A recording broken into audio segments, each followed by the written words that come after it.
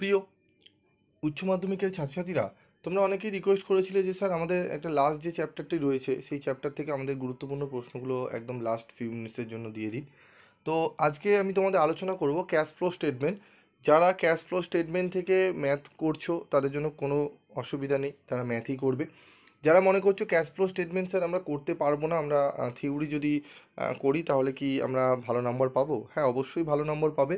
থিওরির মতো লিখতে হবে, কোয়ালিটির অ্যান্সার লিখতে হবে।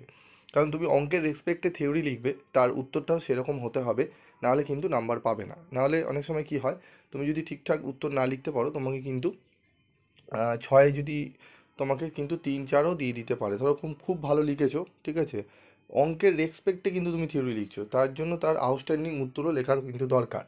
ঠিক আছে, তো আমি তোমাদের আজকে আমি মাত্র 4টি প্রশ্ন বলে দেবো, যে 4টি প্রশ্ন পড়লে তোমরা 100% কোশ্চেন কিন্তু কমন পেয়ে যাবে।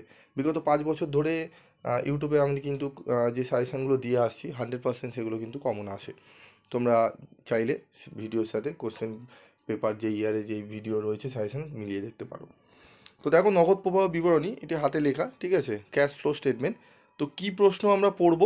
আমাদের এখানে 6 নম্বরের প্রশ্ন আমাদের কিন্তু অঙ্কের সাথে অর দেবে, এবং আমাদের কিন্তু 1 নম্বরের প্রশ্ন এসিকিউতেও কিন্তু 2টো প্রশ্ন আসবে। তো তার জন্য কি প্রশ্ন পড়বো একটু দেখে নেবো।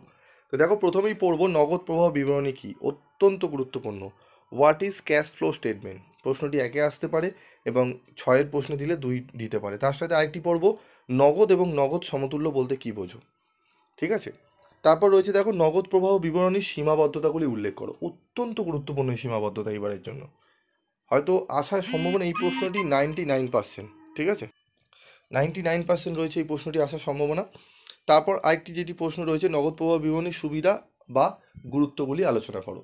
এই সীমাবদ্ধতার গুরুত্ব মোস্ট ইম্পর্টেন্ট, তবে আমি সীমাবদ্ধতাকে বেশি আমি গুরুত্ব দিচ্ছি, ঠিক আছে।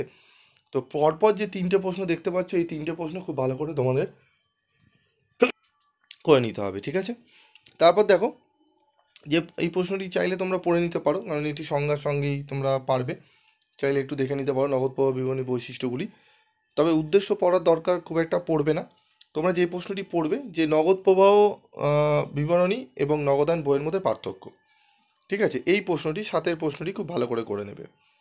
4টে প্রশ্ন আমি বললাম মাত্র, এই 4টি প্রশ্ন ভালো করে করলে আশা করি তোমরা কিন্তু কমন পেয়ে যাবে, ঠিক আছে। নগদান বই ও নগদ প্রবাহ বিবরণীর মধ্যে পার্থক্য, এই প্রশ্নটি। নগদ প্রবাহ বিবরণীর সুবিধা বা গুরুত্ব আলোচনা করো এবং সীমাবদ্ধতা, এবং নগদ প্রবাহ বিবরণী কী, নগদ ও নগদ সমতুল্য বলতে কী বোঝো, এই প্রশ্নগুলো ভালো করে করো, আশা করি তোমরা অনেকটাই উপকৃত হবে, ঠিক আছে। তো এখান থেকে তোমরা যদি বড় প্রশ্নগুলো পড়ো, ছোট প্রশ্নগুলোও কিন্তু তোমরা কমন পেয়ে যাবে, ঠিক আছে। এবং প্রত্যেকটা চ্যাপ্টার আমি তোমাদের কভার করে দিয়েছি, ঠিক আছে, যে যে চ্যাপ্টার থেকে থিওরি আসে সেই চ্যাপ্টারগুলো কভার করে দিয়েছি, আশা করি তোমরা সেগুলো ফলো করেছো।